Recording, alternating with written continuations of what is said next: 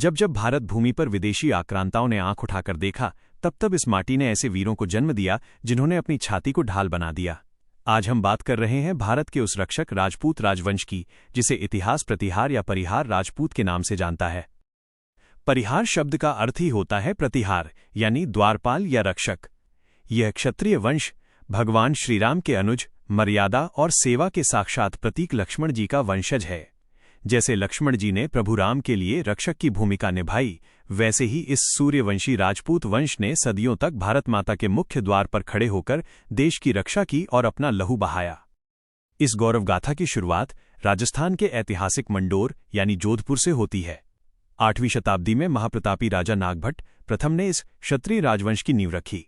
ये सिर्फ एक राज्य की स्थापना नहीं थी, बल्कि ये हृदय था उस महाशक्ति का जो आगे चलकर पूरे उत्तर भारत के क्षत्रिय शौर्य की पहचान बनने वाली थी।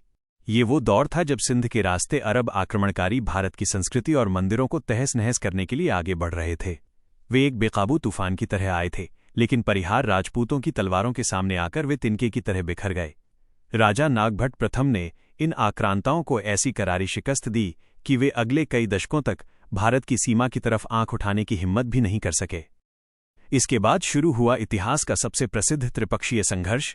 कन्नौज के सिंहासन पर अधिकार पाने के लिए पाल राष्ट्रकूट और परिहार राजपूतों के बीच तलवारें खिंच गईं। इस भीषण और सदियों लंबे चले युद्धों में अंततः परिहार राजपूतों की विजय हुई। उन्होंने कन्नौज पर अपना परचम लहराया और भारत के चक्रवर्ती सम्राट कहलाए। और फिर इसी सूर्यवंशी वंश में अवतरित हुए सबसे प्रतापी सम्राट मिहिर भोज परिहार, एक ऐसा महान नाम जिसे सुनकर अरब के आक्रांताओं की रूह कांप जाती थी।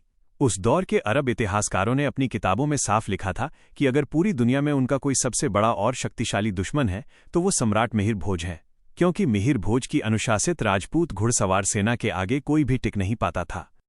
सम्राट मिहिर भोज का साम्राज्य उत्तर में हिमालय से लेकर दक्षिण में नर्मदा नदी तक और पूर्व में बंगाल से लेकर पश्चिम में सतलज नदी तक फैला था। उनके पास उस समय की सबसे विशाल और अजेय राजपूत सेना थी।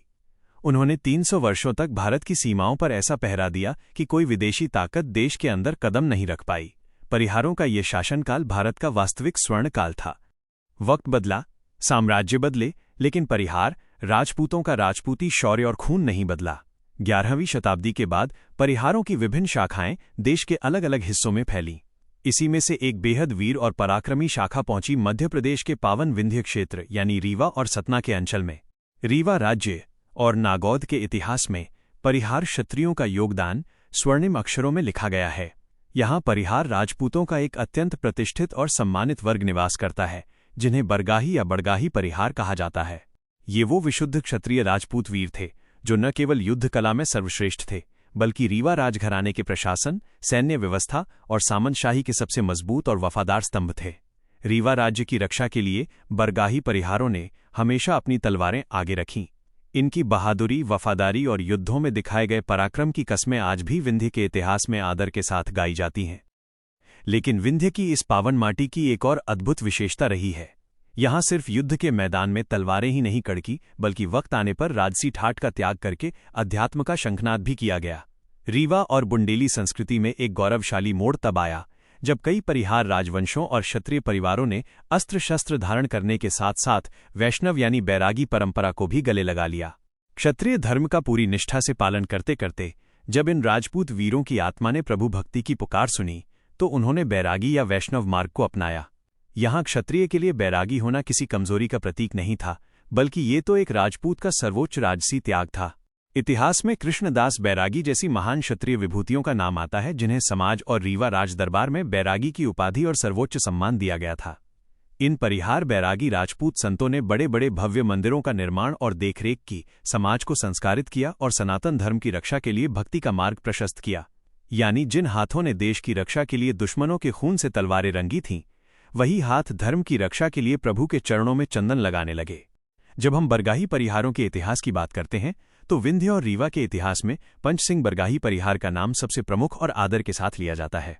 पंच सिंह बरगाही परिहार का इतिहास वो बेमिसाल गाथा है जिसने रीवा राज्य की संप्रभुता, सम्मान और सीमाओं की रक्षा के लिए अपने प्राणों की आहुति दे दी। वे रीवा राजघराने के सबसे विश्वसनीय, पराक्रमी और सेना के सेनापति और मुख्य रक्षक स्तंभ थे। जब भी रीवा राज्य पर कोई विपत्ति आई या कोई बड़ा युद्ध हुआ, पंच सिंह बरगाही परिहार अपनी राजपूती फौज के साथ काल बनकर दुश्मनों पर टूट पड़े। उनकी तलवार की धमक ऐसी थी कि विरोधी मैदान छोड़कर भाग खड़े होते थे। रीवा के इतिहास में पंच सिंह बरगाही परिहार की बहादुरी, वफादारी और उनके इस महान बलिदान को हमेशा सर्वोच्च स्थान प्राप्त है और विंध्य की माटी उनके इस शौर्य को कभी भूल नहीं सकती। परिहार राजपूतों का इतिहास केवल युद्ध जीतने का इतिहास नहीं है, ये महागाथा है देश की रक्षा के लिए दीवार बन जाने की, अपनी वफादारी के लिए मर मिटने की और जरूरत पड़ने पर राजपाट छोड़कर प्रभु चरणों में सर्वस्व न्योछावर कर देने की। मंडोर के रेगिस्तान से लेकर कन्नौज के वैभवशाली सिंहासन से गुजरते हुए रीवा राज्य की इस पावन विंध्य भूमि तक पंच सिंह बरगाही परिहार और बैरागी राजपूतों की यह गौरवशाली परंपरा आज भी भारतीय संस्कृति का वो चमकता हुआ कोहिनूर है जिस पर हर राजपूत और हर भारतवासी को गर्व होना चाहिए। नमन है विंध्य के इन रक्षकों को। जय भवानी, जय राजपूताना, जय हिंद।